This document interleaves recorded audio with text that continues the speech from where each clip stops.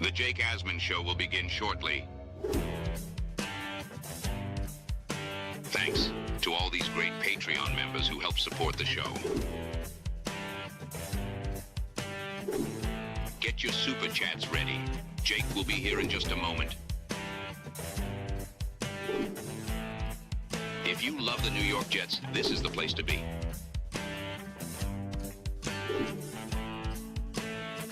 And now, the Jake Asman Show. ESPN's Seth Walder just flat out disrespected the Jets' offseason moves with his grade for ESPN. Coming up right here on the Jake Asman Show, I'll explain why Walder is dead wrong with his take on the Jets offseason. Let's roll, baby. We sitting in here, we excited as hell. Now it's time to get to work. Are you a happy guy? Oh my goodness, let's go! I haven't felt joy talking about the Jets in a long time. When they announced it, I went, yeah!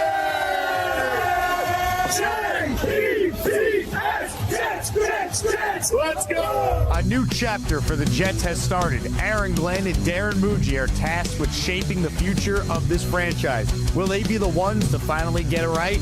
We will be here for every step of the journey on the Jake Asman Show, breaking down all the storylines, every game, and everything in between. Please subscribe and hit the like button below. Super chats, baby. Cut the line. The Jake Asman Show starts right now. What is going on, everyone? Happy July. Welcome into a Wednesday edition of the Jake Asman Show. I'm Connor Long, in for Jake Asman this morning. Thank you all for hanging out with us. Hit like, hit subscribe if you haven't already on your way into the building. Questions, comments, thoughts, throw those in the chat. Super chats will cut the line and come up on the show immediately. Thank you all for joining us right here on the program. Again, I'm Connor Long, in for Jake Asman. Jake at the Barrett Media Sports Radio Convention today in New York City. So he's out. I'm in. Happy July, everyone. Hope you all are doing well. I say it every time when I'm on this platform. Shout out to all the diehard Jet fans who are hanging out with us into July, into the dog days of the offseason. You really get to see who the real ones, the true supporters of the program are. So thank you all for hanging out with us. Hit like, hit subscribe, questions, comments, thoughts in the chat. Super chats will cut the line. Shout out to our guy Chubb for Club, who's dropping in already. He gives a membership, and it goes to Glenn Grima. Shout out to you, Chubb for Club. Thank you so much for the gifted membership. Appreciate it. Way to get the show started. ESPN's Seth Walder put out his offseason grades yesterday was for all 32 NFL teams, and the Jets offseason is gotten all over the map type grades. There are some platforms out there who think they did an incredible job. They hit a home run. I think it was CBS who gave them a top 3 grade in the league. And seemingly others like Walder aren't so optimistic on the Jets' moves this offseason, how that may shape the future. Well, Walder gave the Jets a C grade for their offseason moves. We'll go part by part here, kind of break it down. He dubs the biggest move, trading for Geno Smith, quarterback position. That's fair. Completely understand and agree with that. He likes the addition of T'Vondre Sweat, and the moves that he dislikes are acquiring aging veterans. So off the jump, completely understand the first two. Agree with that. Biggest move, you get your quarterback in the building with Geno Smith. Definitely agree with that. The move he liked, trading for T'Vondre Sweat, agree there. I think that was a very, very solid move. The Jets add much needed help on the interior of the defensive line. A guy in Sweat who has graded out his 2 years in the NFL as one of the best run-stopping defensive tackles. He's shown juice as a pass rusher from time to time, a space eater in the middle who's going to come in and can play nose tackle, who's going to be your starting DT for you right away. You get Jermaine Johnson out of the door, and I think a fair one-on-one haul given what the Jets need. And obviously they draft edge at number 2 overall with David Bailey. So I understand that and liking that trade for sure. Then the moves he disliked. This is where Walder and I start to disconnect. Acquiring aging veterans. And that's kind of the first blurb that he writes, quote unquote. If you know nothing else about the Jets other than their player acquisitions this offseason, you might think this was a team pushing for a title. Because why would a team sign 33-year-old defensive tackle David Onyemata, 37-year-old linebacker Demario Davis, and trade for 29-year-old safety Minkah Fitzpatrick along with 35-year-old Smith? I'll explain this. I know a lot of people have kind of brought up this point, and I personally vehemently disagree with it. I understand the perspective of, okay, If you didn't win all these games last year, why are you trying to all of a sudden flip a switch and bring all these veterans into the building? This isn't the Jets thinking that they have a Super Bowl caliber roster, because frankly, they don't. What they're doing and why it makes sense, as I've broken down, by bringing in these aging veterans is aging veterans who could still produce, by the way. Walder is talking about Minka Fitzpatrick as if he's not still one of the top safeties in football. He's talking about Demario Davis as if he's still not one of the top linebackers in football. He's talking about David Onyemata as if he's not one of the best run-stopping DTs in the league. The Jets are bringing in these veterans to raise the floor. This is a team that won 3 games this past year. They need the floor to get higher and higher. Last year, if you watched the Jets, you would know that they put way too much reliance on a lot of unknowns, whether that be on the free agent market or guys from last year's draft class. There was way too much reliance on the unknowns, the possibilities. Look no further than Justin Fields at quarterback. Look no further than the Jets pass catching room, where they were betting on the fact that someone would step up behind Garrett Wilson if he went down with injury. And we saw that played out. It was the worst case scenario. He went down 7 games into the season, and we realized quickly that the Jets do not have a viable pass catching option behind him. That was last year. Now they added at that area, not necessarily on the veteran market, but with Omar Cooper Jr., with Kenyon Sadiq, a later veteran add, and Tim Patrick to kind of shore up the back end of the depth chart. Talking about the veteran moves that he directly mentions here, David Onyemata, the Jets were ranked 4th against stopping, the 4th worst team against stopping the run last year. They allowed the 4th most rushing yards per game last season. So why not bring in David Onyemata, who's a veteran, who has connection to Aaron Glenn? They overlapped during their time in New Orleans. You get him on a really, really solid, good value deal. Why not bring him in to help provide a boost in one of the areas where this team struggled last season? Demario Davis, another area. Linebacker was a massive concern last year. Jamie Sherwood taking a drastic step back after his breakout 2024 season. Beyond that, Quincy Williams was one of the worst linebackers in coverage. The Jets needed help at linebacker. Immense help. So they go out and get someone who's familiar with the organization, who was consistently graded out as one of the best in football these past couple of years, in Demario Davis. Completely sound addition there. Minka Fitzpatrick, the Jets had nobody at safety last year. He's going to come in and be the starter. They signed him to a new 3-year deal after being acquired, but they got him in exchange for a day 3 pick. Excellent move. And Geno Smith, look, he was available for a reason. He was not good last year. He led the league in interceptions. I don't think anyone is trying to paint the picture that way. But you know where the ceiling is with Geno Smith. We saw it for 3 consecutive seasons with the Seattle Seahawks, where he was one of the best deep passers in football. He was a multi-time Pro Bowler. He won the NFL's Comeback Player of the Year award. You know where the ceiling is with Geno Smith. We know where the floor is. I think the truth ultimately falls, and the result that we get this season ultimately will fall somewhere in the middle. But due to the scheme fit, due to his alignment with Frank Reich and Garrett Wilson when it comes to overall strengths, I think Smith could have a really, really good year with the Jets this upcoming season. I really do. And we can dive into that later, but I've remained steadfast in that belief since the day they acquired him via trade. Next blurb from Walder, quote unquote, the Jets have generally been rational since GM Darren Muji took over, recognizing their status at the trade deadline last year and dealing Sauce Gardner and Quentin Williams for more value than either was worth. But some of the additions this year were more puzzling for a team with no hope of contention in 2026 and hinted at raising the floor for a coach on the hot seat. I think it's just raising the floor in general, right? Because if the Jets win 3 games again this season, everyone's out. Muji is most likely out. Glenn is most likely out. Hopefully we don't have to have that conversation. And hopefully they are far more competitive. They take a massive stride forward to the wins and losses column. And we're not talking about the next head coach and the next GM. But if the Jets win 3 games this year, they're not only going to be legitimate conversations surrounding Aaron Glenn, but also Darren Muji.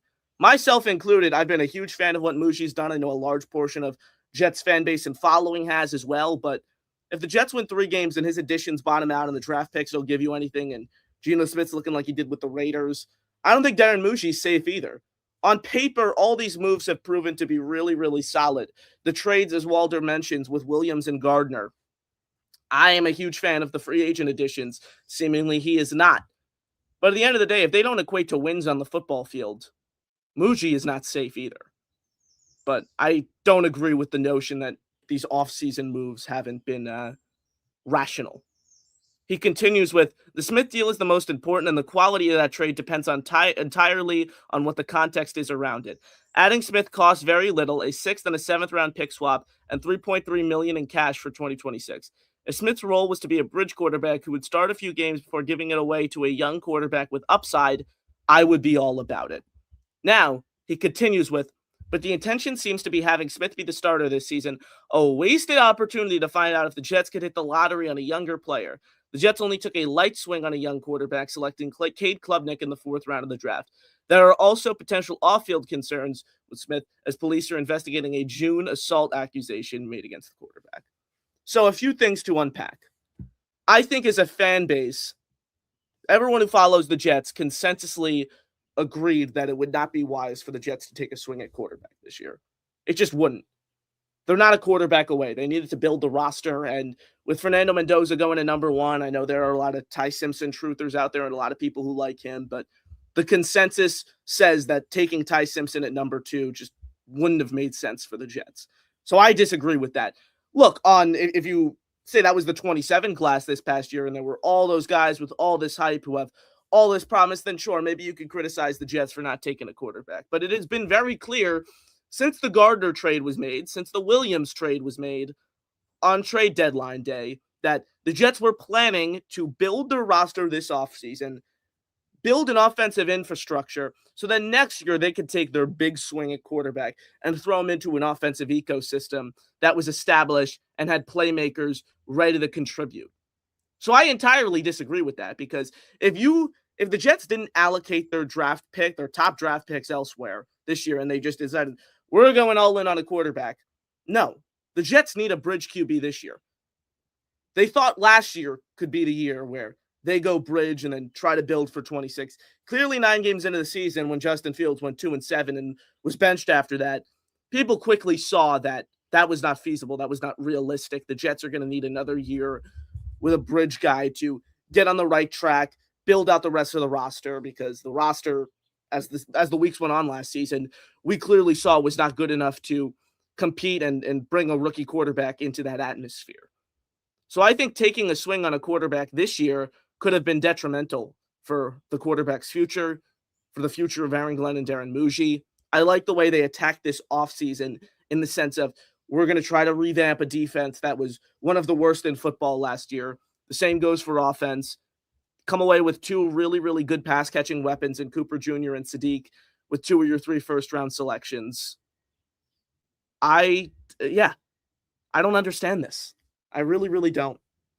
And then if the Jets took Ty Simpson at number 2, could you imagine what some of the pundits out there would be saying? Oh, what are the Jets thinking? Reaching on a quarterback who some evaluators have a 2nd-round grade on, yada, yada, yada. It's kind of like whatever the Jets do at this point. And I mean, the Jets need to earn the reputation of being a organization that functions efficiently, because they haven't done that for the longest time, the past 15 plus years. Precisely why they haven't been in the playoffs for that long.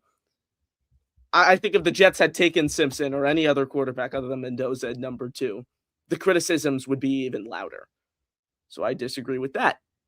Walter continues and then mentions my point about 27.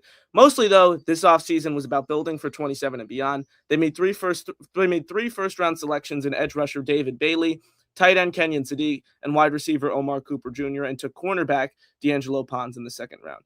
They don't get credit here for the extra picks realized here. Those were the result of their decisions prior to the offseason. Okay, so that's a distinction. They're not getting credit for the selections of Cooper Jr. and Sadiq. And they extended running back Breece Hall and center Joe Tippmann. They also made a nice trade for Sweat, the move that he said he loved, and brought in Joseph Osai as a free agent pass rusher. Squint at the Jets roster and you could see a brighter future. The offensive line is solid. There's upside at pass catcher, and Bailey could be a high-end pass rusher. But it will all hinge on how the draft picks perform and, of course, who their quarterback of the future is. Aside from the draft, move over to extensions. Both Breece and Joe Tippmann, people around the league almost unanimously agree that those were excellent deals done by the Jets. The Brees deal in particular, setting the market for the further running back deals. The Jets, we have seen this for the longest time. We saw it under Joe Douglas and Mike McCagnon, not only who were really reluctant to extend their homegrown talent, obviously unlike Darren Muji, but we constantly saw them react after the market had been set. X player just got extended for X price. Okay, we were too weary to get ahead of the 8 ball. Now we're going to have to pay our guy X amount more. Darren Muji has done an excellent job of being proactive, not only with extending his homegrown guys, but signing free agents on really good deals, making really solid value trades. Obviously, it didn't happen this offseason, but Harrison Phillips and Jawan Briggs last year for day 3 draft capital. Briggs down the stretch was one of the best pass rushing DTs in the league. Phillips, a leader on and off the field, and remained one of the best run stoppers at his position. Muji has just developed an incredible reputation overall from being proactive. The extension market, the trade market, what have you. The Joe Tippmann deal is something that fans have been talking about for a few months leading up to it. Always good to get that done before training camp. Now, all 5 of the Jets starting offensive linemen are under contract through the 2027 season. All the Jets starters on offense are under contract through next season, except Geno Smith. And obviously what will happen there will largely hinge on his overall performance this season. The Sweat trade we talked about, I think that was a huge win. Joseph Osai, you could argue, that's like my one criticism. I think that might be a little bit of an overpay, giving him 3 for $36. I just don't know how much juice he brings you as a pass rusher. He's going to help a lot off the edge, stopping the run. That's for sure. But pass rushing wise, I just don't think he brings you enough juice. And I agree with the last paragraph there. You could see a brighter future with the Jets. They have an offensive line in place. They have an abundance of upside at pass catcher, largely with Sadiq and Cooper Jr. And my one criticism that I mentioned last week here on the show that he mentioned is the Jets are relying a lot on these draft picks to perform. There's no doubt about that. That's like the one major critique I have about the Jets' body of work this offseason. I would have liked them to see, I would have liked them to add another wide receiver, a higher end veteran. Tim Patrick's fine, but he's a 4 or 5. He's definitely not a 2 or 3. Yeah, could they have added there? Sure. I agree with that. They should have probably retained Nick Folk. I think that's an underrated area that maybe wasn't mentioned in the article. And that's the one main criticism that I have, that they are relying too much on these rookies to produce. If Omar Cooper Jr. isn't a 500, 600-yard receiver in year 1, well, the Jets' pass-catching core is taking a big hit. Same goes for Kenyon Sadiq. It'll be interesting to see how the Jets distribute these targets beyond the rookies. We know Garrett Wilson is probably going to be the Jets' leading receiver this year, as he's been the past 4 years of his NFL career. All 4 years he's been in the league. Even last season when he finished with under 400 receiving yards at 395. But beyond that, how the Jets distribute targets will be unknown. What do they do with Adonai Mitchell? I know there's been a lot of buzz around him this offseason. If he has the Geno Smith that was shown with the Seattle Seahawks, I think you're looking at him to potentially evolve into one of the best deep threats in the league these next few years. He has the speed. He's been getting open. The separation is evident. He just hasn't had the quarterback who can get him the football. And Smith, during his time with the Seahawks, showed that he has what it takes to be one of the best deep passers in the game. And that would obviously significantly unlock Mitchell, and get him to the highest level of play that he can reach. So I think Geno's perfect, unlike Adonai Mitchell. Arian Smith is another one. And I think Arian will make the roster. I know there's been a lot of talk about that. I think he'll be on the team this year. Last year, I know it was really tough for him to carve out a role on offense, even with an injury-riddled wide receiver room. Played okay on special teams, but again, the Jets didn't have a quarterback last year in Justin Fields. They didn't have one who could throw the ball downfield. They brought in Fields so they could try to further emphasize the rushing, run game first identity of the team, the preconceived notion that Aaron Glenn had drawn out. That bottomed out. The Jets have changed their approach and gone after Geno Smith. That's another thing with the Jets offseason. If you look at how they've just changed their approach, and I mentioned that briefly at the top of the show, but from a roster construction standpoint, this offseason, with the aging veterans, that Walder seemingly didn't like, the Jets are taking a much more balanced approach to building their roster, bringing in guys who have done it before to complement these younger up-and-coming players, guys they've drafted this year, young guys on rookie contracts, Adonai Mitchell being one of them. So from an overall roster construction standpoint, it's a balanced approach.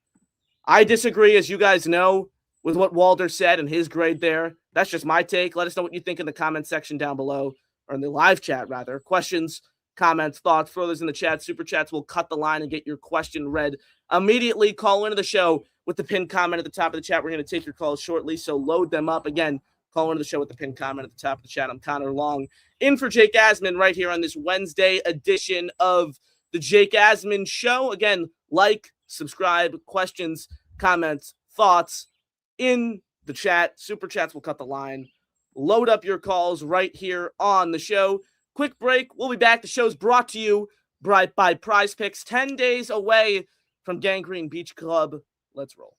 Here we go. Don't miss out on the biggest and best meetup of the year. Saturday, July 11th, Atlantic City, New Jersey. HQ2 Beach Club. We're taking over, baby. At 12 p.m., it's the Gangrene Beach Club. Hosted by some of your favorites. Jake Asman, Rich Samini, Brandon Tierney, Fireman Ed, Connor Hughes, Antoine Staley, Brian Costello, Ryan Sampson, Zach Rosenblatt, Will Parkinson, Frankie V, Omari Brown, Matt O'Leary, Green Bean, Ryan Delaney, Richie Marula, Robbie Sabo, Dom C, Joe Blewett, Nick Faria, Paul Boy Green Esden Jr., Bree Martinez, Nick Shine, Tyson Roush, plus a special appearance by Gangrene legend Wayne Cravat. Get your tickets now.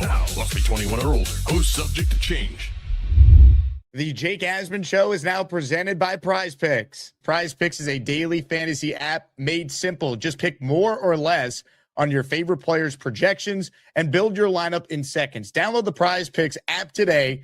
Use code HMA to get $50 in lineups after you play your first $5 lineup. And PrizePicks is already offering NFL futures, including futures for New York Jets players. Take a look at the lineup that you see on the screen. Garrett Wilson, more than 4.5 reception touchdowns. David Bailey, he's going to have at least 7 sacks his rookie year. Arvell Reese, almost a Jet. I think he'll have at least 3 sacks in his rookie year with the Giants. That is a 3-pick power play, $10 to pay out $60. That is just an example of some of the lineups you can make over at PrizePicks. Make your own lineups today for any sport. Just download the PrizePicks app, use the code HMA, and get $50 in lineups after you play your first $5 lineup. We're back. Connor Long in for Jake Asman right here on this Wednesday edition of the Jake Asman Show. Call into the show with the pinned comment at the top of the chat. We're going to get to your calls momentarily. Questions, comments, thoughts in the chat. Super chats will cut the line and get your question read immediately. Shout out to our guy, Lou B. Drops in with a $2 super chat. Says Connor is a brilliant Jets mind. Follow him. Well, thank you, Lou. Means a lot. I appreciate your continued support. Shout out to you. Shout out to everyone tuning in right here on a Wednesday edition of the Jake Asman Show. Gangrene Beach Club, as it mentioned in that read, 10 days away. Get your tickets if you haven't already. 21 plus. Unfortunately, I won't be there, but I know it's going to be a great time. A ton of great people, great minds, incredible guys who do Jets content. So it's going to be a loaded lineup out in Atlantic City just 10 days from now. So definitely get your tickets. Appreciate you all joining us right here on the show. Kyle says, I think the fair expectation for Geno is to be a clear improvement over Fields, but still bottom 1/3 of the league. I think Smith has shown that he could be a top 15 to 19 quarterback. Like if he finishes somewhere in that range, the defense takes a huge step forward. The Jets playmakers are making plays. Okay. Like you could be a competitive, respectable team with that. That's not out of the picture. But at the end of the day, he's going to be an upgrade over Fields.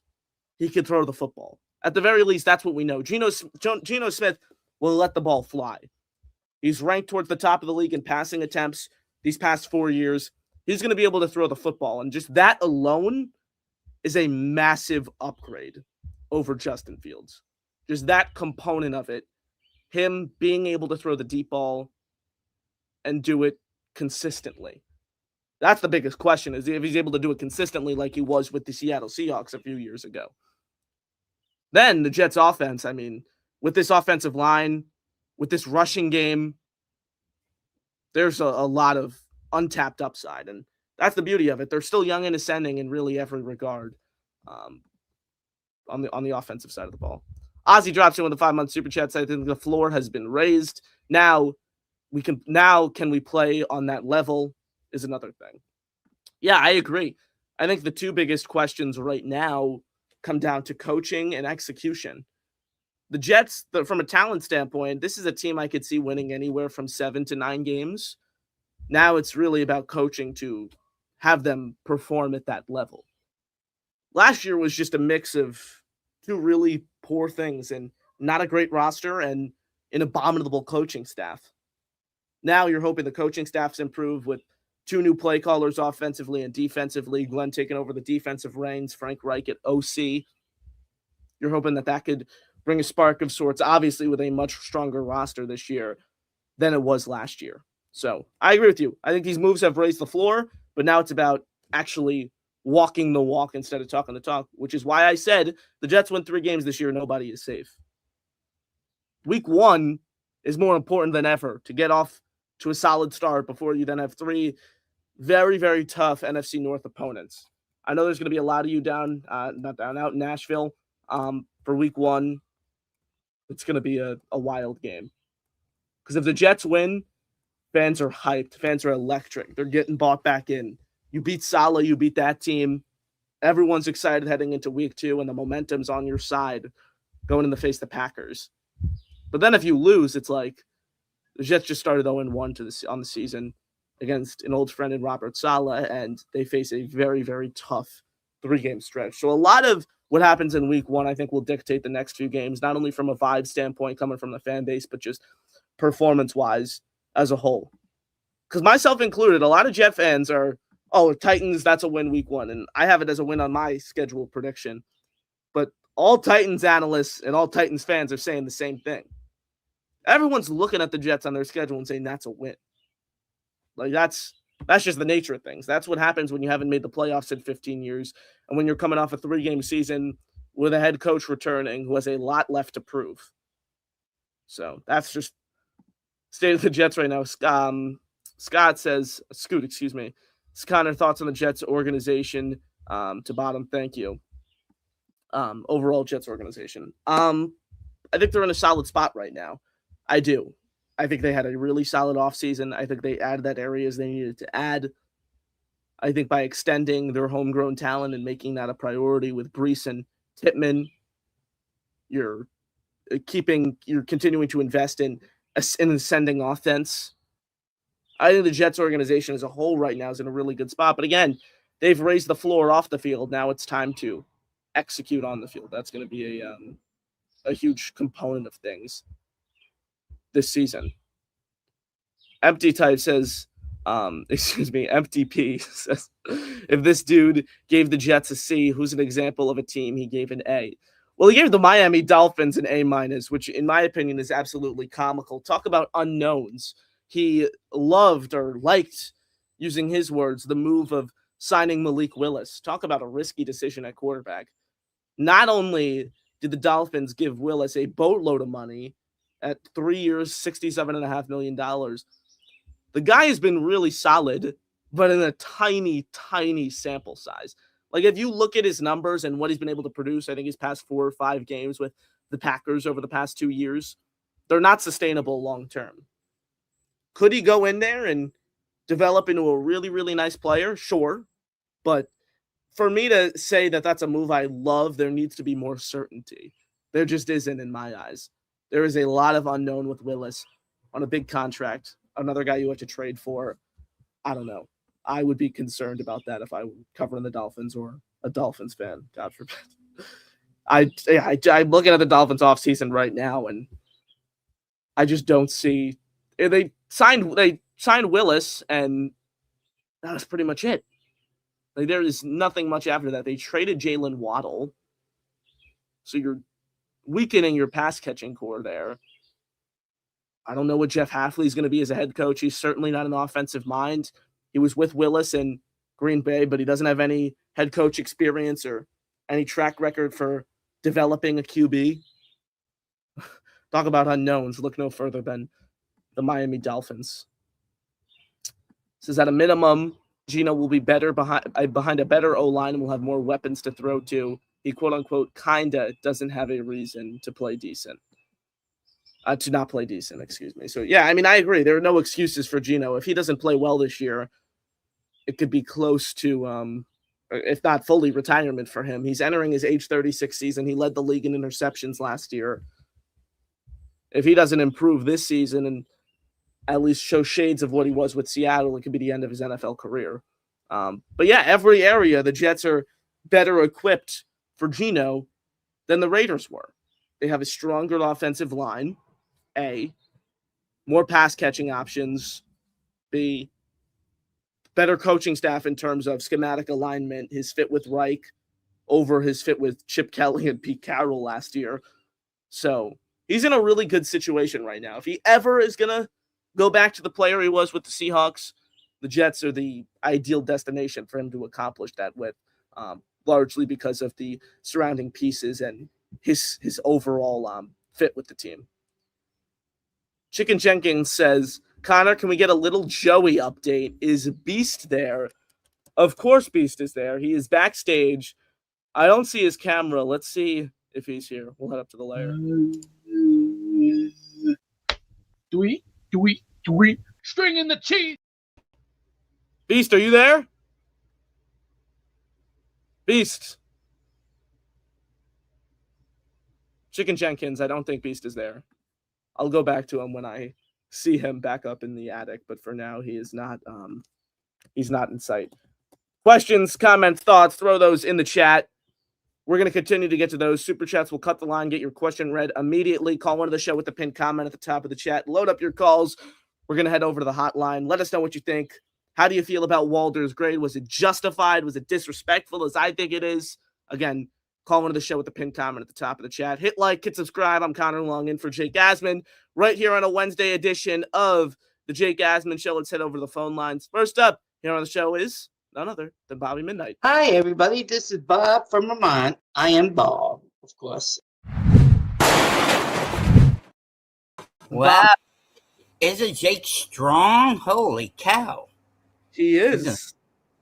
Hey, I think Walter, when he wrote that article, I think he was smoking some Kush. I really do. I would happen to agree with you. How could he say Miami? I know. He's an idiot. He's a moron. You are a great, I'm telling you do great on the air. I appreciate that. You got to rock it, I'm telling you. So are you at your grandparents' house? No, grandparents' house? My family has like a cabin in upstate New York, so that's where I am right now. The background kind of like in a different setup. Cabin, yeah, you guys, yeah, I remember that from last year. And you're going to graduate this year, right? No, I'm going into 10th grade. Are you graduating this year? No, I'm going into my second year. I thought you were old. But you're doing good on the. I'm telling you and your two co-hosts. What's the names? Chris, Jack, and Josh. Yeah, they're funny guys. Well, where is Jake? You said radio. What? What is he doing? He's at the Barrett Media. I think it's called an audio summit today on a panel with Brandon Tierney and a bunch of other guys. So he's in the city. He's doing a radio event in the city today. Is that for ESPN? I'm sure it has something to do with ESPN, but I think it's organized by I think it's Barrett Media who runs it, he told me.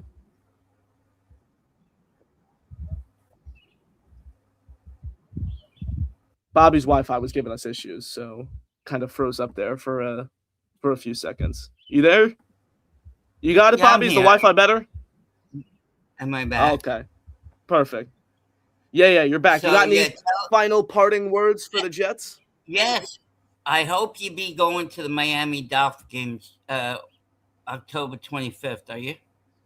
No. You going? Is that the meetup Jake's doing? I don't know. I haven't looked at the schedule yet in terms of Come the on, games you I want gotta to go. Me and my brother will go, then I can meet you. Come on, we're gonna I'll make that the game I go to. I'll make that the home game I go to this year. Yeah, and tell your little co-hosts to come. We've got to meet them too. I'm sorry you got it, Bobby. I'm surprised. I'm sorry you can't go July 11th. You're too young. That would have been fun to go down there. You have to be 21, and you're only 14, right? Yeah, 14. It'll be a great 14? time though for who. Yeah, it'll be a great time for whoever's there though, for sure. I hope you come. I'll be there. You better be there. Sounds Thank great, you Bobby. for talking to me. I miss you. Of course. You're a great guy. Likewise, you Good guy. too, Bobby. Rock and roll. Talk soon. Later. Bye, Hi, everybody. everybody. This is Bob from Vermont. I am Bob, of course. Shout out to Bobby. What a guy. Appreciate his call as always and his kind words. Appreciate you, Bobby. Thanks so much for calling in. Again, everyone, call into the show with the pinned comment at the top of the chat. Empty phone lines right now, sans Beast, who still I don't think is at least in sight when it comes to where he's located in the attic. So if you want to call in, no wait. Just a pinned comment at the top of the chat. Questions, comments, thoughts. Continue to throw those in the chat.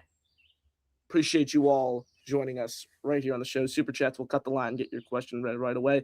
David says, Connor, so you'll enter college still 17. No, I will graduate high school at 17, but not enter college. I'm turning 15 actually 2 weeks from today on July 15th. So no, I'll graduate high school at 17, but I won't be entering college at 17. Let's see where we are in the chat. Justin says, we need our defensive unit to return to our ball back first. Corners, who do you think will step up on defense?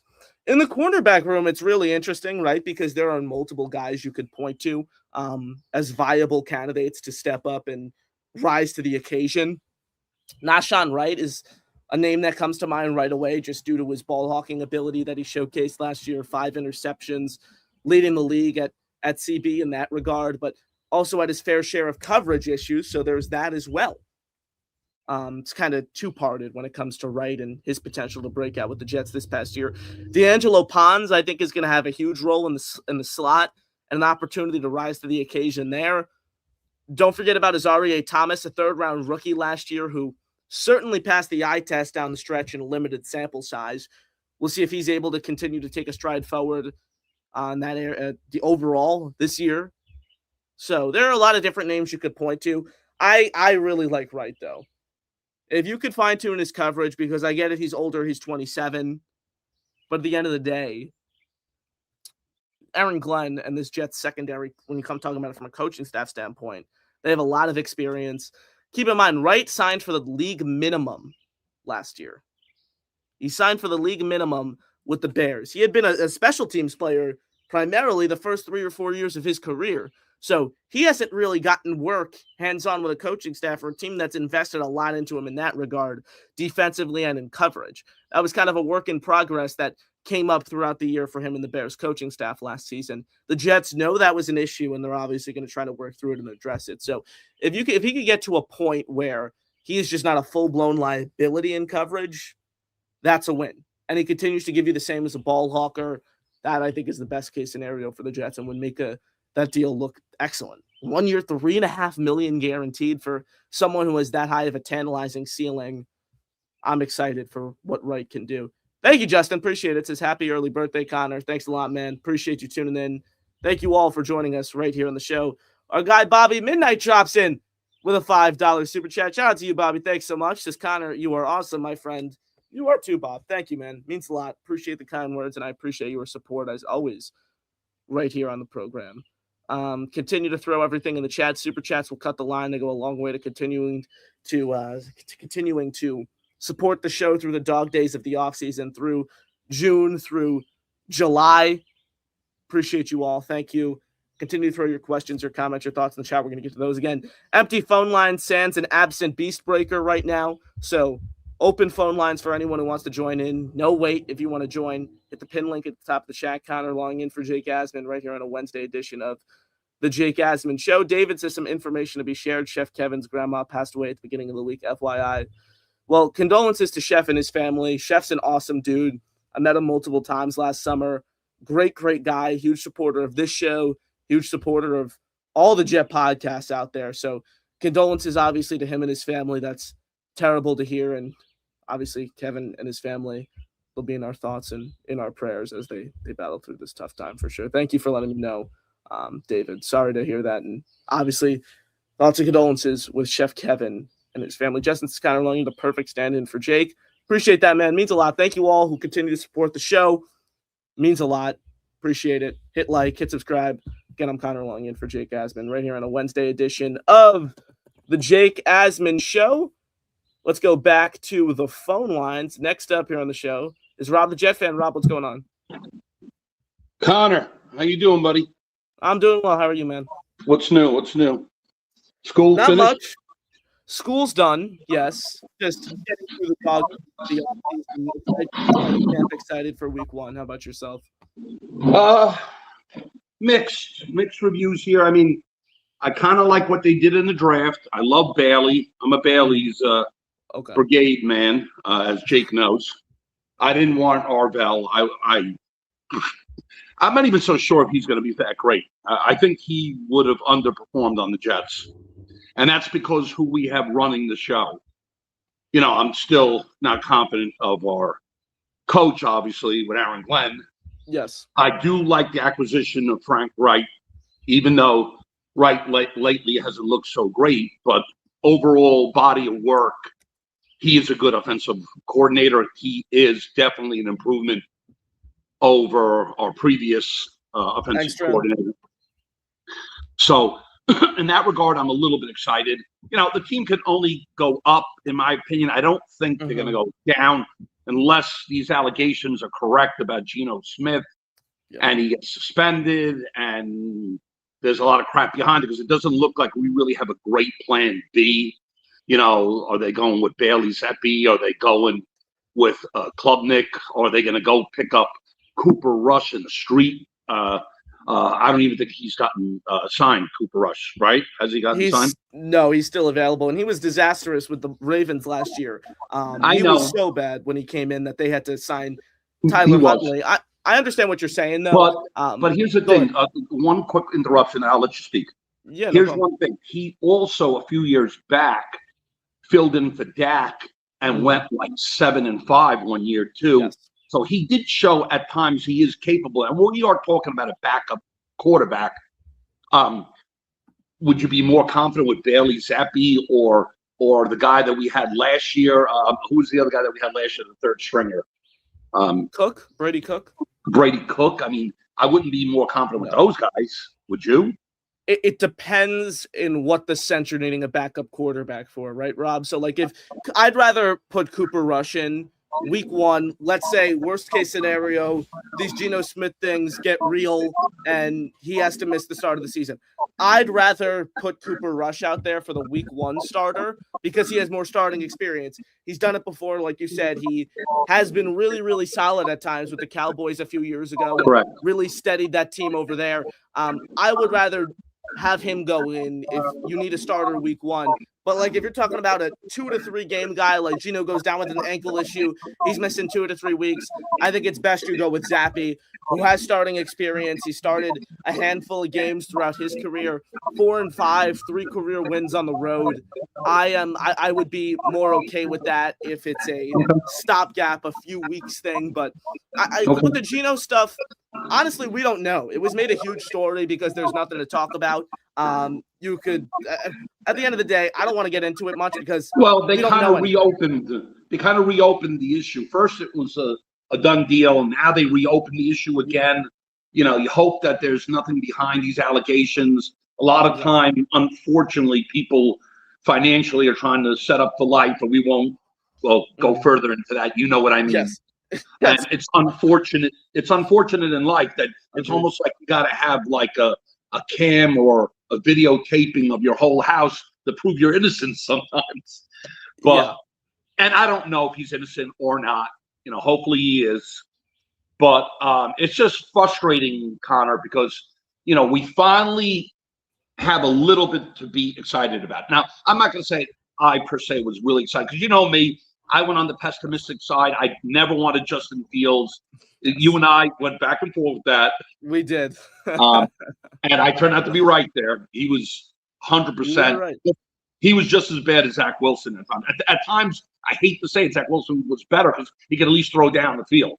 But anyway, he was a bad quarterback, suffice to say. And now you got a guy like Geno Smith, and you try to hope that he's not what he was with the Raiders, but, you know, more closer to what he was with Seattle, something in between. That he'll throw an occasional interception, but he can still throw the ball downfield, which would be good for our wide receivers this year, because now we have some good wide receivers and some good tight ends. So that makes it exciting. And I'm going on record, I'm glad Brees is back. So offensively, it sounds like we have the ammo there. We have the guns there. It's just a matter of putting this all together. And now this allegation happens with Gino, and I'm like, oh, my God, you got to be kidding me. Now, I will say this. Even with everything going right, I still think the Jets are a 5 or 6 win team. I don't. Now, could the high side be 7, 8 games? I guess it could if things went right and we got lucky here and there, and the defense matured a lot more than I think the offense is. I think the offense is ahead of the defense right now. Then it's a possibility 7, 8 wins. But right now, I'm sticking to the 5 or 6 wins, and I'm hoping for better, Connor. Yeah, I agree with you. I like Sorsby, too. I want your opinion. Yeah, with Sorsby, it's not going to happen, obviously, because he can't go through the supplemental draft. The NFL made it known. Yeah. I think it's very layered and complex, right? Take the character concerns out of it. Here's where I stand. The last year of a college QB's season is so important for their draft position. Look at this past year.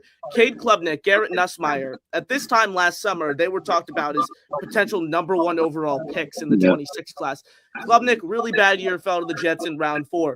Nussmeier was benched at a point, falls to round 7 with the Chiefs, where he will be their 3rd-string QB right away. People were talking about Brendan Sorsby as a potential round 1 target next year under the belief that he would take another step forward at Texas Tech. If he had declared for this year's draft, he would have most likely been a fringe day 2, most likely day 3 pick. So that's where I am right now. I think a lot of people like Sorsby because of his upside and, the Jets will get him at a really good price this summer. But at the same time, who knows if he's going to be the next Klubnik or Nussmeier in the sense of falling off that final year. So that's where I am. I think if he were to declare this year, he would have been most likely a day 3 pick. So that's what I think a fair bid would have been. People talked about him as a 1st rounder, assuming he would take another stride forward, not a step back. All right. So where do you honestly, Connor, where do you see the Jets?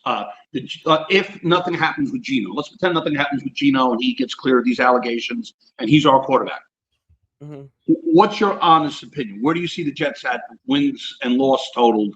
If you had to put a gun to your head and you had to answer today, I know it could be predetermined by the way they look on OTAs and playing, exhibition games and so forth. But right today, by looking at what they acquired via free agency, draft, and everything, where do you see the Jets this year? Low and high side wins and totals. Well, I think your floor is you're looking at about 5 games. Gino is looking more like he was last season, where maybe not leading the league in interceptions, but turning the ball over a lot. Omar Cooper Jr., Kenyon Sadiq don't necessarily live up to the hype right away. You're probably looking at, again, 4 or 5 wins in that range. Maybe there's an in-season firing with Glenn. You get off to a rough start. So on and so forth. I think the optimistic side is 7 or 8 wins. That Gino maybe isn't as good as he was with Seattle, but I know, Rob, you're a big Reich guy. One of the main reasons I understand the Reich hire is historically Gino's strengths align with what Reich likes to call, from an overall route standpoint, the personnel that Gino likes to roll with. So there's that alignment and chemistry there. I think you're looking at a floor of 4 to 5 wins. You're looking at a ceiling of around 7 to 8. If you could get to that 8-win mark, that would obviously be great. This team, I said it earlier on in the show, I've said it before, I think when you talk about just the roster right now, they're capable of winning anywhere from 7 to 9 games. Now it's in the hands of the coaching staff, though. It's going to come down to execution. Is Glenn a huge upgrade over Wilkes? We'll see. What does Reich look like compared to Engstrand? So I think there's a lot more certainty on the roster this year than there was last year, but there's still a lot of uncertainty with the coaching staff. Uncertainty with the coach, and 9, I definitely don't think they'll win 9 games. I think best case scenario is 7. If they win 7 and everything's ticking up, it could possibly still save his job. I think a total that saves his job is 8 wins. I think if he wins 8 games, he's coming back the following year. I like it or I don't like it. He's coming back. Yeah, well, that would be the first time they've won 8 games since 2015. And also, Correct. one thing I will throw in here quickly, it also Go ahead. depends how they win 7 and 8 games. Like, it's a little Of black course, and white when you of say, course. like, Adam Gase Of went course. 7 and 9 that year after No, they I started. know. Yeah, There's 0-8, nuance to whatever it. was. No, you're right. Yeah, There's nuance to it. yeah. It's not them winning because teams rested their quarterbacks for the playoffs and they won the last 2-3 games. I don't mean that. I mean that they actually look better, and now they go offensively from whatever they were ranked last year, 30th, whatever they were, 31st. They go top 20 at least. Let's say they're 18 in offense, and their defense goes to maybe 20. And then they win like 8. I think it would probably save his job. I still don't think he's the right head coach for us. I'd rather him be gone. That's my honest opinion. But if he makes it, I'll applaud him. Of course, he's an original Jet, which I do love that. I watched him. Obviously, I'm older than you. I watched him growing up. And he was a tremendous corner. And I think this guy Ponce is similar to him. I mean, they kind of mimic each other. So I think he could have a good year. And I predict a big year for Bailey. I think he's going to have a really, really good year. And look out for Brees. Rob, appreciate you, man. Have a great day. Good luck, Connor. Thank you. Appreciate it. Rob, the Jet fan, checking in. Great call from him. Good to hear from Rob. Shout out to everyone. Continue to tune in. Super chats, get those in. Those will cut the line. Get your questions read immediately. Connor Long in for Jake Asman right here on a Wednesday edition of the Jake Asman Show. Open phone lines. Call into the show with the pinned comment at the top of the chat. We're going to continue to get to your calls, so load them up right here on the hotline. Pinned comment at the top of the chat to get in on the conversation. You want to call into the show. Give your take, state of the Jets, how you're feeling, maybe how you feel about Seth Walder, giving the Jets a C for their offseason moves, transactions, additions, subtractions, so on and so forth. Do that again. Pin comment at the top of the chat to call in. Super chats, questions, comments, thoughts. Get those in. Shows presented by PrizePicks. Gangrene Beach Club, 10 days away. Get your tickets last minute if you haven't already. You want in on the action. HQ2, Lou Beak and company. Not only a ton of incredible content creators, reporters, analysts, what have you. Jets legend Wayne Corbett's going to be present as well. So there's that too. I won't be there, unfortunately, because I'm not 21 plus, but my guy Robbie Sabo, my colleague over at JetX, will be. A ton of great guys who cover this team. So definitely be sure to be in attendance for that. MTP says, if the Jets didn't have 3 first-round picks next year, Sorsby might have been an option, but personally, I'd take the strong QB class field over him. Yeah, I mean, there are multiple facets to it, right? There's that. And also, why rush it? The Jets have this abundance of flexibility with those picks. They have a lot of patience. They don't have to rush a decision at quarterback. If Sorsby, and we'll never know how interested the Jets were in Sorsby in the supplemental draft, because obviously it's not going to happen, and he's going to enter the 27 class. But why rush it? Why rush this? The Jets have had a nice quiet offseason, haven't hit any headlines for the wrong reasons. Why try to go all in and think you're the smartest and go in on Sorsby and try to turn him into the next franchise QB in New York? I just think there's too much risk that would have been attached to it. And you swing and miss on that, if you're Darren Muji and Aaron Glenn, that's your chance at finding a franchise QB. If he fails, you fail, and you're out of a job. Waiting till next year's draft, as you say, is a much safer play. I also just don't think Sorsby is going to be drafted as high as those guys next year. Especially not only the character concerns, but the fact that he won't be playing college football next season. There's that too. All these guys are going to have an extra year of tape. And as I mentioned to Rob there, we continue to see these QBs who had great junior or sophomore seasons take a step off the year before the year that they declare for the draft, and their draft stock plummets. Nussmeier, Klubnik, 2 prime examples of that this year. Again, Sorsby was being discussed as a first-round option under the assumption that he would take another step forward and continue to improve as a passer, improve accuracy-wise, continue to be a great rusher, throw more touchdowns, stay upright a little more. David says, when does the CFL or the EFL have their season? Well, the CFL is going on right now. It started a few weeks ago. I know that. Is that even an option for him, the EFL? I mean, it'd have to be. It's crazy. I don't know how that wasn't calculated. Like, I don't know how he and his camp didn't do enough work and, like, at least try to get somewhat of a barometer on, would the NFL accept me for the supplemental draft? Because keep in mind, he had that eligibility. He had that eligibility for another year. And then he decided to bypass that and enter the supplemental draft. I didn't even get approved for it. Now the NFL isn't having one, and he's going to scramble to try to play in a league of some sorts next season. It's tough for him. And then where does he fall next year? Because he needs to have tape of some sorts. That's the bottom line.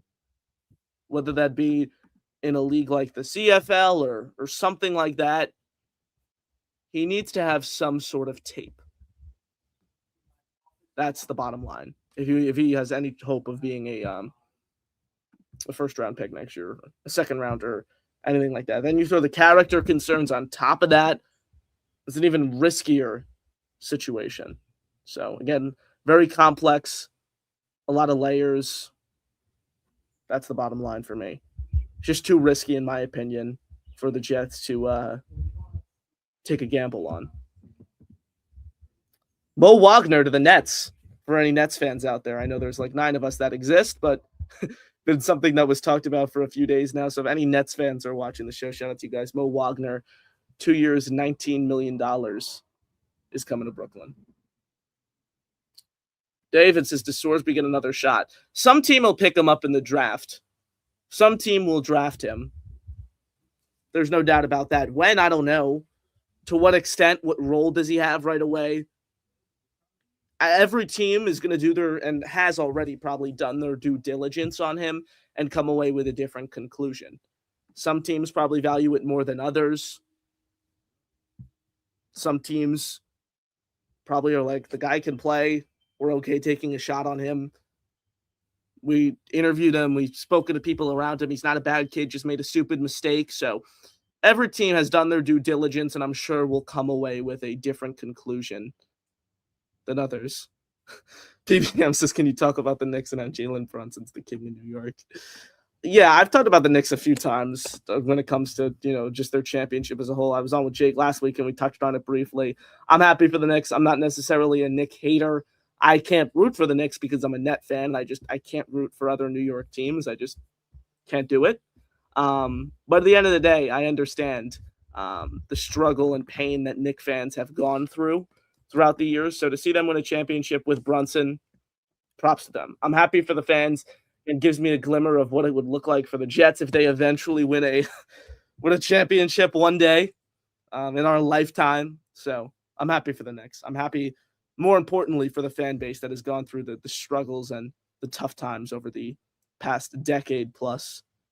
Next up here on the phone lines, Doc, Jet fan, joins us. Doc, what's going on? Hey, good morning. Thanks for taking the call. I am astounded by you.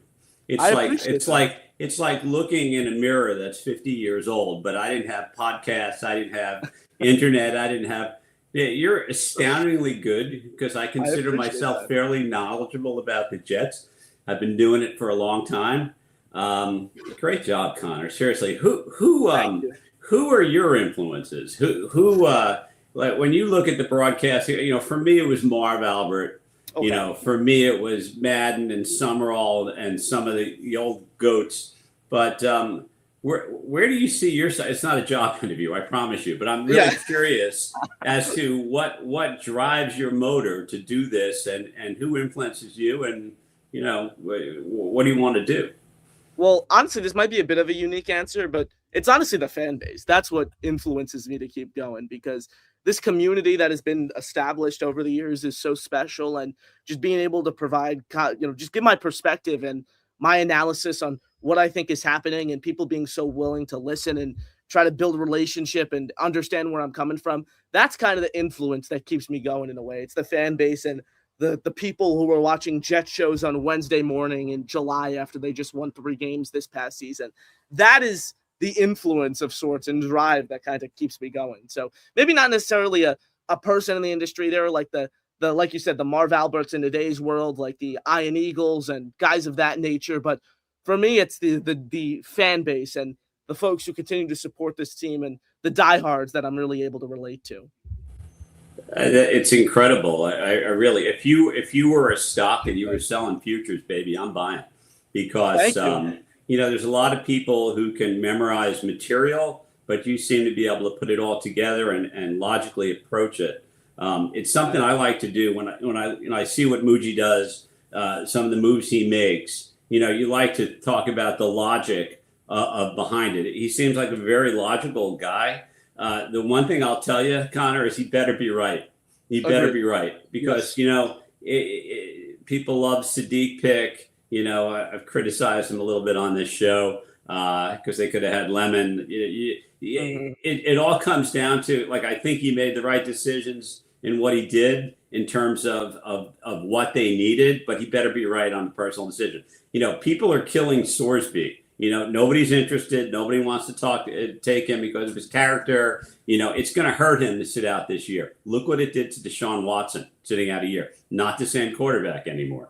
But then you get other people like Jordan Rodgers, who thinks that he's got a higher ceiling than Fernando Mendoza and higher ceiling than Ty Simpson. So who's right? I don't. The hard part about all of this is nobody really knows the answer for 3 or 4 years.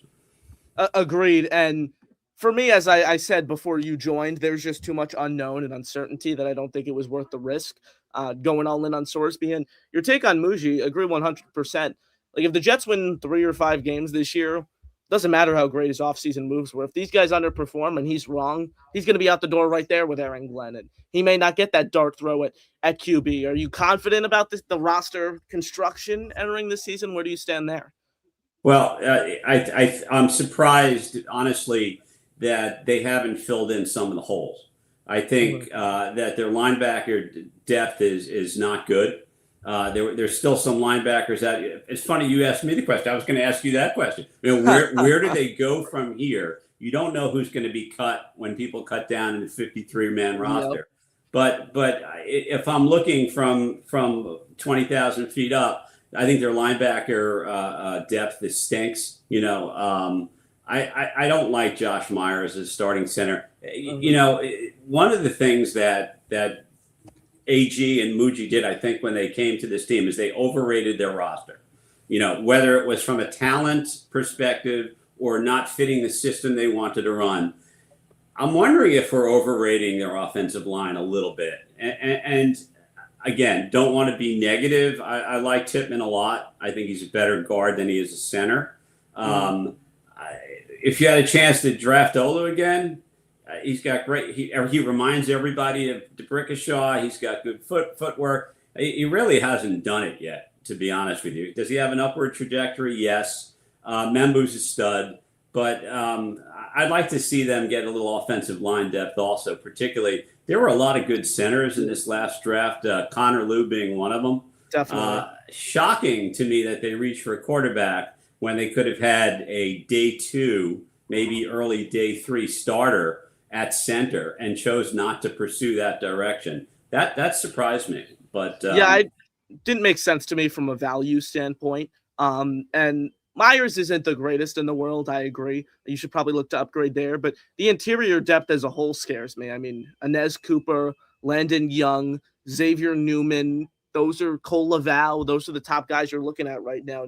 Young is the only guy who's played more than 30 snaps in the NFL on that list. And his numbers were not great throughout those 3 seasons with the Saints. So, yeah, like you said, cut down day is an area where teams could add at certain areas. I saw an article from Brad Gagin of Bleacher Report who listed 3 cut candidates it was, and 2 of them I thought made a lot of sense for the Jets. And Patrick Queen from the Steelers, if he shakes loose, not as a starter, but as an LB3 or 4 and a rotational guy to kind of shore up the back end there. And Anthony Bradford from the Seahawks this past year, who was on the he was starting. He didn't grade out particularly well, Connor. Yep. But he did. He was a serviceable starter. I think kind of like a Parm. He was good enough to start on their team. And that's a depth piece in New York, so they need that. So that's what those are the 2 main areas I'd look at. Well, listen, I wish you luck. My kids are all Jet fans. There's nothing. I used to go to the games at Shea Stadium with pastrami sandwiches and bottles of Jack Daniels. You don't want to know about that yet, but no, it's in your blood. The thing is, this team will eventually turn it around, and when it does, people like you, people like me, people that are listening right now are going to feel. You have to feel really lousy before you can feel really great. We're going to feel really great. That day is coming, hopefully sooner than later. Good job, Connor. Best of luck with everything. I appreciate it, Doc. Thank you so much for the kind words. Great call there. Incredible dire Jet fan. It's my first time talking to Doc, so a great opportunity and time to hear from him and what he thinks about the team. Shout out to everyone who continues to hang out with us right here on this Wednesday edition of the Jake Asman Show. Appreciate you all joining us as always. David says, Connor, trade our cute cornerback surplus to either team for their extra linebacker. I look at the Jets CB room and I don't see anyone who I'm necessarily eager to trade. I think the beauty of what they have right now at cornerback is they have a lot of depth and they have a lot of different options of guys who have starting potential and starting upside. So I'm looking forward to seeing who kind of breaks out of the bunch there. I wouldn't necessarily look to trade some of the cornerbacks for an extra linebacker. And he says, so you keep 7 CBs on the roster.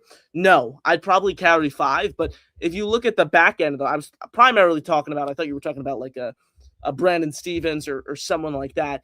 If you're talking about the guys on the back end of the depth chart, I just don't see where they necessarily have trade value. I don't. Quantez Stiggers hasn't proven to be a rotational CB. He's kind of in that range. Samuel Womack, what is he? We don't know. Jarvis Brownlee, the Jets got him for a day 3 pick at the end of last year. I don't know. I don't know what's gonna happen. I don't think Stiggers or Womack or Brownlee really possess any trade value that could have you yield a linebacker 3 or someone like that. Stevens is on a bad contract. Who wants to inherit that? 3 for 36, 2 for 24 still left on the deal. I don't know who wants to take that on. This is a guy who had an 8-0 touchdown allowed to interception ratio. So who knows? We'll ultimately see what ends up happening. They could certainly make trades like that. We saw it last year with end of the roster guys who weren't going to make the team. I think Derek Nottie is one that kind of sticks out and jumps off the page. The Jets being able to get some sort of value for him. See if they do that again this year. If so, I'd assume one of the I'd assume one of those guys maybe at the back end, if they have a strong summer preseason, could potentially be in play. But right now, I just don't see where the Quantez Stigger trade value is. Ladies and gentlemen, the man who was absent from his usual setup throughout the course of the show is back, and he will close us out, baby. Let's roll. Just leave a message. Just leave a message. Thank you. Guten Morgen there, Connor. How are you? How you doing, man? I've had worse. Oh. Brooks Robinson? Yeah, well, you guys are thinking about taking him? Brooks Robinson? Yeah, who was on the Knicks? Currently?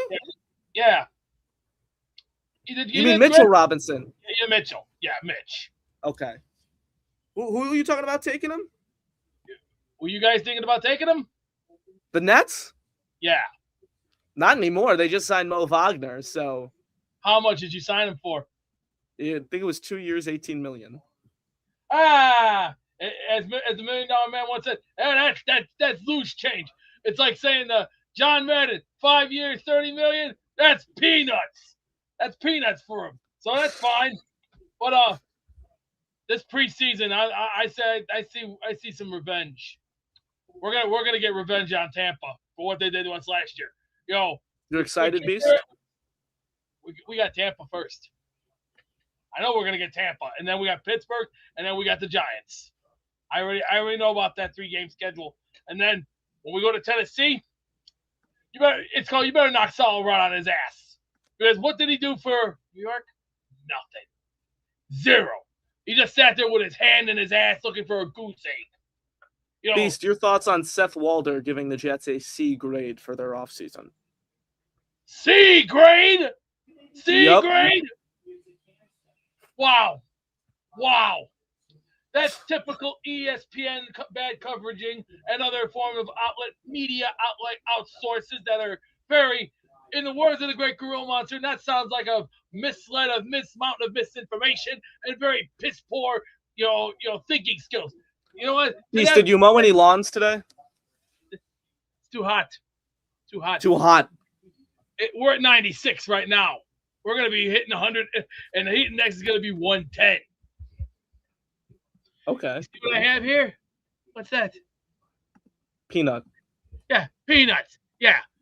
Our boys are basically getting paid peanuts, but in order for us to play on prime time and maybe some night games, we're going to have to fight our fair share back. It's called